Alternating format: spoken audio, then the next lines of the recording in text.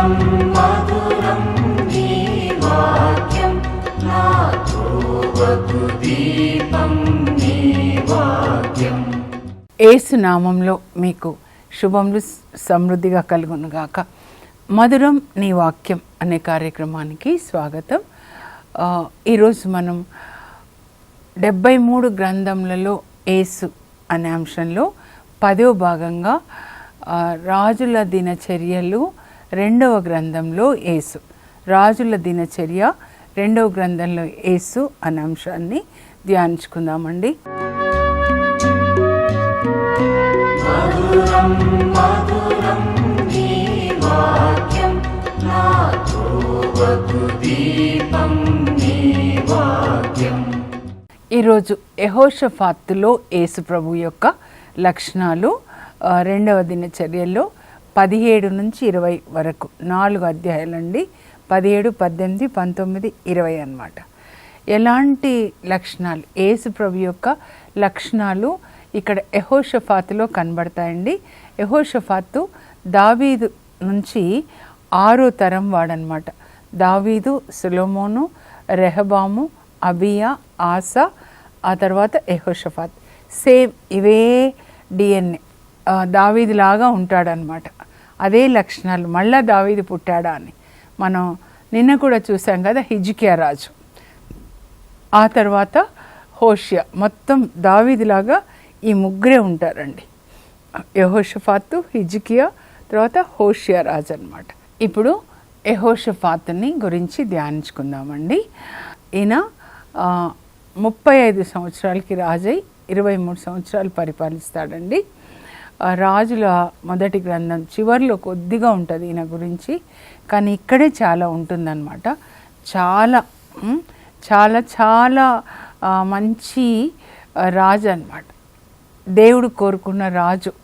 ఈయన గురించి చెప్పాలంటే ఈయన ధర్మశాస్త్రమును నిష్ఠతో చదివి దాన్ని పాటించి ప్రజలు ప్రకటించేలాగా చేశాడండి. ఎజ్రాని గురించి కూడా అలాగే రాయబడి ఉంటుంది. మనం ఎజ్రా గ్రంథం కూడా ధ్యానించుకోబోతున్నాము. ఎజ్రా గ్రంథంలో యేసు అంటే ఎజ్రానే అన్న. ఎజ్రా 7-10 అండి. ఎజ్రా నిష్ఠతో ధర్మశాస్త్రంను పఠించి దాన్ని పాటించి ప్రజలకి బోధించాడు. ప్రతి ఒక్కరి పని ఇదేనండి. యెహోషాఫాతు అనగానే నిష్ఠతో ఆయన బైబిల్ గ్రంథాన్ని, అంటే ధర్మశాస్త్రం అండి, వాళ్ళకి ధర్మశాస్త్రాన్ని ఆయన పఠించాడనమాట.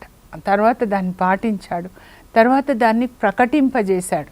ఎలా చేశాడు తెలుసా? ఆయన యూదా నగరంలో ఉన్న ప్రతి ఒక్క పట్టణానికి యాజకులు కదండి ధర్మశాస్త్రాన్ని బోధిస్తారు, లేవీయులు కూడా వివరిస్తారు, లేవీయులు పాటలు పాడతారు అనమాట. వీళ్ళు బోధిస్తుంటే యాజకులు, లేవీయులు పాటలు పాడతారు. దావీదు కీర్తనలు ఉంటాయి కదా. ఆ తర్వాత మరి ఇక్కడ యూదా నగరం అంటే యెరూషలేంలో ఉన్న పెద్దలను అనమాట. ఎవరికైతే పెద్దలకి బైబిల్ గ్రంథం తెలుసో, అంటే ధర్మశాస్త్రం, వాళ్ళందరినీ గ్రూప్స్గా ఒక్కొక్క పట్టణానికి పంపిస్తాడండి. యూదా నగరంలో ఉన్న పట్టణాలకి పంపించి, యూదా నగరంలో ఏమేం పట్టణాలు, యెరూషలేంలో వీళ్ళు ఉంటారు, తర్వాత క్రింద బెత్లెహేం ఉంటుంది, అయన్ కరీం ఉంటుంది, ఇక్కడ చూస్తే బేర్షబా ఉంటుంది, ఇక్కడ చూస్తే హెబ్రోన్ ఉంటుంది. అన్ని పట్టణాలకి బైబిల్ స్టడీ కొరకు యాజకులు, లేవీయులు, పెద్దల్ని పంపిస్తాడండి. ఇంకా వాళ్ళు వెళ్ళి ప్రతి ఒక్క నగరంలో బైబిల్ గ్రంథాన్ని బోధిస్తారు. అంటే మోషే ధర్మశాస్త్రం అండి, నాకు బైబిల్ అని వస్తుంది, ఇదే నా హృదయం అండి. దేవుడు కోరుకుంది కూడా ఇదే అన్నమాట. దావీదు నా హృదయానుసారుడు, నేను కోరిన సమస్తమును చేయువాడు. అలాగే ఈయన కూడా, యెహోషాఫాతు కూడా అలాగే చేశాడనమాట. నాకైతే ఎంత ఇష్టమో, నా డ్రీమ్ అంతా ఇదేనండి, నా విజన్ అంతా ఇదే. ఇప్పుడు కూడా పరిశుద్ధ తండ్రి గారు పాపు గారి ద్వారా ఆయన కూడా ఇలా ప్రతి డయాసిస్లో బైబిల్ కాలేజ్ పెట్టాలి, వచ్చునుగాక, అందరికీ బైబిల్ బోధించాలి అని దేవుడు ఆయన ద్వారా ఈ క్రియ చేయుదురుగాక. నాకైతే నమ్మకం ఉందండి. నేను ప్రార్థన చేసుకుంటూ ఉంటాను. ఈ చివరి రోజులలో నేను చెప్తున్నాను, నిజంగా మీరు బైబిల్ చదవండి. ఇదే బైబిల్ గ్రంథం యాక్చువల్గా ఏంటంటే మందుల సీసా అని మీరు ఒక్కొక్క వాక్యం చదివితే ఒక్కొక్క ట్యాబ్లెట్ లాగా అన్నమాట. ఇదే మాట ఎజ్రా నిష్ఠతో ధర్మశాస్త్రాన్ని పఠించి పాటించి ప్రకటించాడు. మరి యెహోషాఫాత్ కూడా నిష్ఠతో ధర్మశాస్త్రాన్ని పఠించి పాటించి ప్రకటింపజేశాడు. రాజు కదండి. అయినా కూడా ఆయన ఇంకా ఏమేం చేశాడు తెలుసా? ప్రతి పట్టణానికి ఈ టీంని పంపించాడు కదా, బైబిల్ టీచర్స్ టీం అన్నమాట. వాళ్ళు బోధిస్తూ ఉన్నారు. ఈయన వెళ్ళి ప్రజలు ఎలా వింటున్నారు, వాళ్ళు ధర్మశాస్త్రాన్ని పాటిస్తున్నారా, బైబిల్ క్లాసెస్కి వస్తున్నారా అని ఒక్కొక్క పట్టణానికి వెళ్ళి ఆయన ఒక్కొక్క పట్టణాన్ని సందర్శించాడంటే. యూదా దేశమంతా కూడా ఆయన సంచారం చేసి ప్రజలు దేవుని ఆజ్ఞలు పాటించేలాగా జాగ్రత్త వహించాడంట. ఎంత డిఫరెన్స్ చూడండి మీరు సొలొమోన్ రాజుకి నన్ను పోల్చుకుంటే. కానీ దావీదు హృదయాన్ని కలిగి ఉన్నాడండి. దావీదు తర్వాత 6వ వంశం అన్నమాట. మీరు అందరూ బైబిల్ క్లాసెస్కి వస్తున్నారా, ఇంట్లో బైబిల్ చదువుతున్నారా, పిల్లలకి చెప్తున్నారా, మీరు పాటిస్తున్నారా లేదా? ఇది అండి మీకు ఎప్పుడు యెహోషాఫాత్ అనగానే ఇది గుర్తురావాలి. బైబిల్ స్టడీ బ్యాచెస్గా ఒక్కొక్క నగరానికి పంపించి అందరూ బైబిల్ క్లాసెస్కి రావాలి, చదవాలి, పాటించాలి, ప్రకటించాలి. ఇవి చివరి రోజులండి, లేకపోతే మీరు బ్రతకలేరు. నేను చెప్తున్నాను. ఈ వాక్యం అంటే యేసు ప్రభు మనలోనికి వెళ్తే ఆయన డాక్టర్ అన్నమాట. ఆయన డాక్టర్ కాబట్టి మన శరీరానికి ఆయన స్వస్థతనిస్తాడు, మనసుకి స్వస్థతనిస్తాడు, హృదయానికి స్వస్థతనిస్తాడు. ఈ మనసు ఏంటంటే పిల్లలు డిప్రెషన్లోకి వెళ్ళిపోతున్నారు. ఊరికే డిప్రెషన్లోకి వెళ్ళిపోయి చనిపోవాలి అని. ఇదంతా సైతాన్ చేసే పని అన్నమాట. కాబట్టి మీరు వాక్యం చదివినప్పుడు వాక్యం హృదయంలో నుంచి మనసులోకి అలా శరీరంలోనికి వచ్చి మనకి ఆరోగ్యాన్ని ఇస్తుందండి. మీరు ఇదే వాక్యాన్ని యేసు ప్రభు కూడా చెప్తారు. మీరు చూడండి ప్రకటన గ్రంథం 1:3లో ఈ గ్రంథంలోని సందేశములను పఠించువారు ధన్యులు, పాటించువారు ధన్యులు. అంటే పరలోకానికి వస్తారనమాట. వాక్యాన్ని చదివి పఠించేవాళ్ళు, పాటించేవాళ్ళు. అదే యెహోషువ 1:8లో కూడా యెహోషువకి దేవుడే చెప్తారండి స్వయంగా, మోషే నీకు ఇచ్చిన ధర్మశాస్త్రమును నీవు నిత్యము పఠించు, దానిలో చెప్పినవన్నీ పాటించు, అప్పుడు నీకు జయం కలుగుతుంది. యెహోషువ 1:8 అన్నమాట. అది కూడా నా హృదయంలో ఉందండి. ఇక్కడి నుంచే ఇదంతా చెప్పేదన్నమాట. కనుక మనం ఈ వాక్యాన్ని ఏం చేయాలి? దాన్ని పఠించాలి, పాటించాలి. ఈ వాక్యం మనకి ఆరోగ్యాన్ని ఇస్తుంది. సామెతలు 4:20-23 ఇది కూడా రాసుకోండి. డెరిక్ ప్రిన్స్ అనే ఒక గొప్ప దైవజనుడు మెడిసిన్ బాటిల్ అని రాస్తాడండి. బైబిల్ గ్రంథము మందుల సీసా అని రాస్తాడు. ఈ వాక్యాలే ఒక ట్యాబ్లెట్స్ అన్నమాట. ఇవన్నీ వేసుకుంటే మీకు మంచి ఆరోగ్యం అన్నమాట. మోషే అందుకే 120 సంవత్సరాలు మంచి ఆరోగ్యంగా ఉంటాడు. ఎన్ని రోజులు వెళ్తారు హాస్పిటల్కి, ఎన్ని మందులు ఇట్లా ఎంత చెప్పండి. వద్దు, మీరు బైబిల్ గ్రంథాన్ని చదవండి, పాటించండి. సామెతలు 4:20-23లో ఏమని ఉంటుందంటే, కుమారా అని రాస్తారు అక్కడ, కుమార్తె ఈ ధర్మశాస్త్రమును ఈ ఆజ్ఞలను నీ కన్నుల ఎదుట నుండి పక్కకు పోనీకు. నీ కన్నులు ఎప్పుడు ఇదే చదవాలి. నీ చెవి యొగ్గి జాగ్రత్తగా విను. ఇప్పుడు కూడా విను జాగ్రత్తగా. మిగతావన్నీ పక్కన పెట్టండి. వంటిల్లు, ఈ షాపింగ్లు అన్నీ పక్కన పెట్టండి, జాగ్రత్తగా వినండి. ఆ తర్వాత మీ హృదయంలో దీన్ని దాచుకోండి. లాకర్లో బంగారం, ఇదే బంగారం దాచుకొనండి.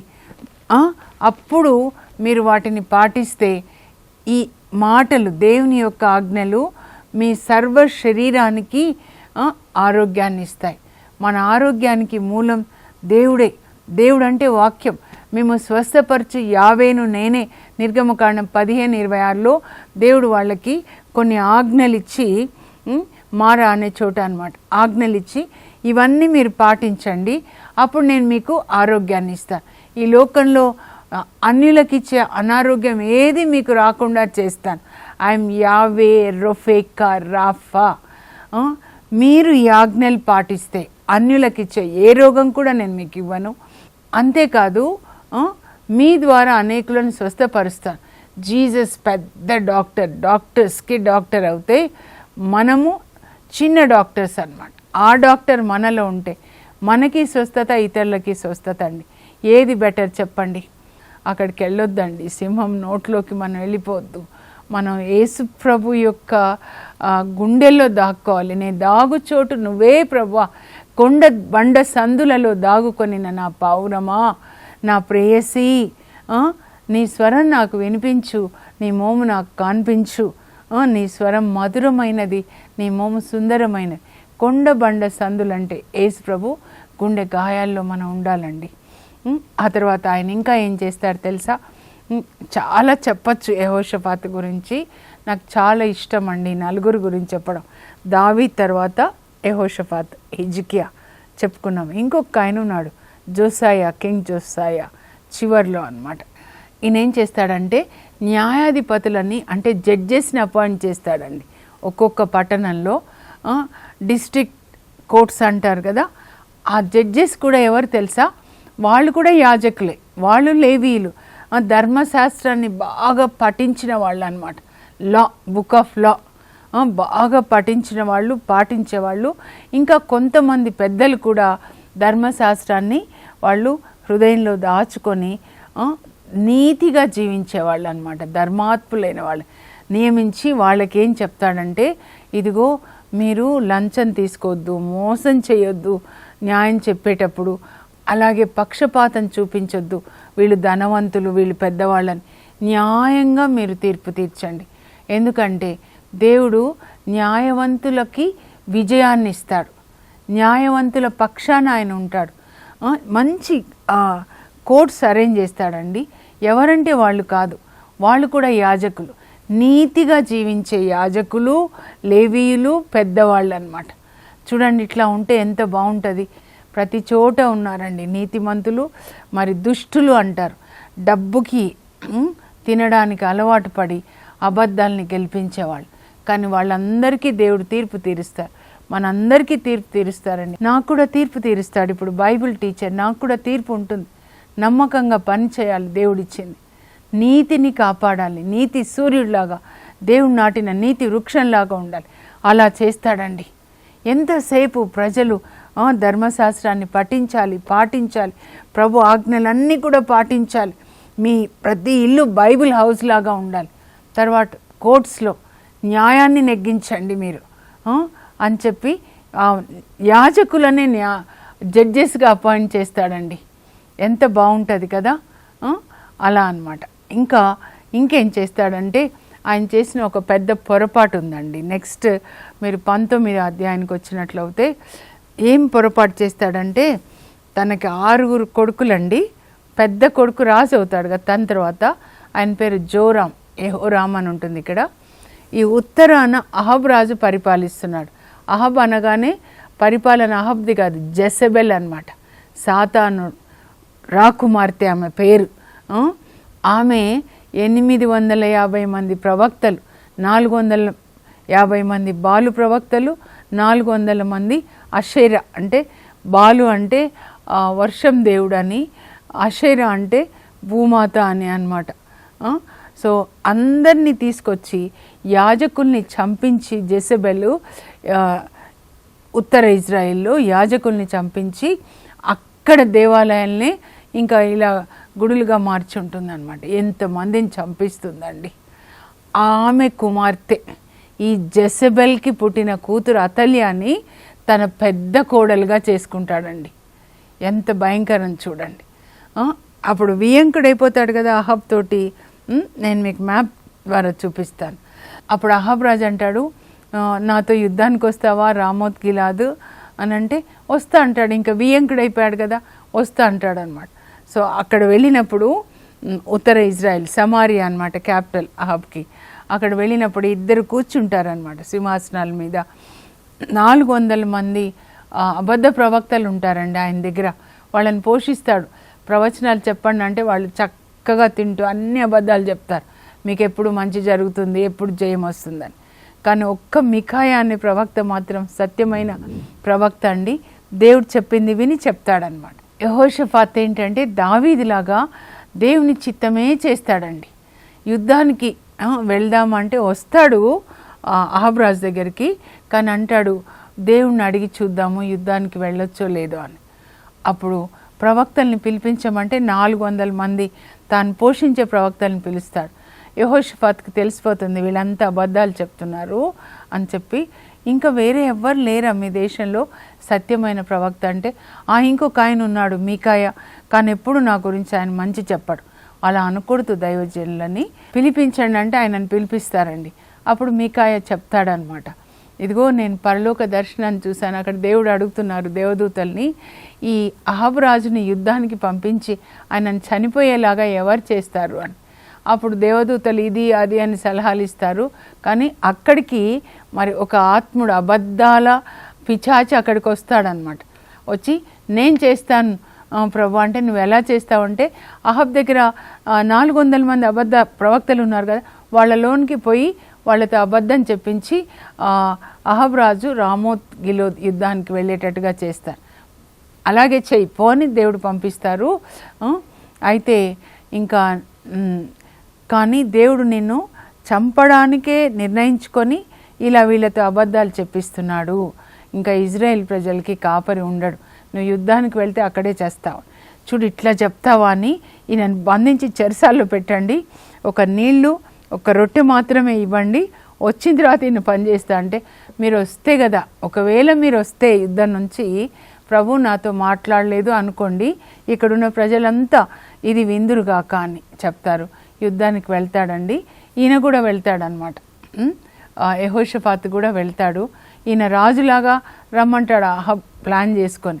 రాజవస్త్రాల్లో యెహోషాఫాత్, మారువేషంలో అహబ్ అన్నమాట. సో వాళ్ళు ఈయననే రాజు అహబ్ రాజు అనుకొని శత్రువులు మరి బాణాలు వేస్తే ఈయన పెద్దగా అరవగానే వాళ్ళకి తెలిసిపోతుంది ఈయన అహబ్ రాజు కాదు అని అనమాట. అప్పుడు ఈయనను విడిచిపెట్టేస్తారు. ప్రభు ఆయనని కాపాడదలుచుకొని విడిచిపెడితే తిరిగి ఆయన మళ్ళీ యూదా దేశం యెరూషలేంకి వచ్చేస్తాడండి. వచ్చిన తర్వాత అహబ్ అయితే అక్కడే చనిపోతాడు అనుకోండి. బాణాలు వేస్తారు, యాదృచ్ఛికంగా బాణాలు వేస్తారండి. కానీ ఇక్కడ గుచ్చుకొని అతుకులు ఉంటుంది అనమాట. వీళ్ళకుండే ఆ కవచంలోంచి లోపలికి వెళ్ళి బాణం వెళ్ళి రక్తం కారి కారి కారి సాయంకాలానికి చనిపోతాడు. దాంతో రాజుల మొదటి గ్రంథం అయిపోతుంది. ఈయన ఇంటికి వచ్చిన తర్వాత దేవుడు ఒక ప్రవక్తను పంపించి అంటారు, నీవు ఇట్లా దుష్టులకి సహాయపడొచ్చా? చాలా తప్పు. దుష్టులకి సహాయపడితే వాళ్ళ పాపంలో పాలు పంచుకున్నట్లు. అందుకే మరణం ఆయనను వెంటాడింది, కానీ దేవుడు నిన్ను కాపాడారు అని చెప్తారండి.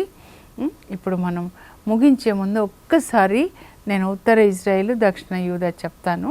ఇక్కడ చూడండి, వాగ్దాన భూమి 12 తెగల భూభాగములు యెహోషువ పంచిపెడతాడండి 12 తెగలకి కూడా.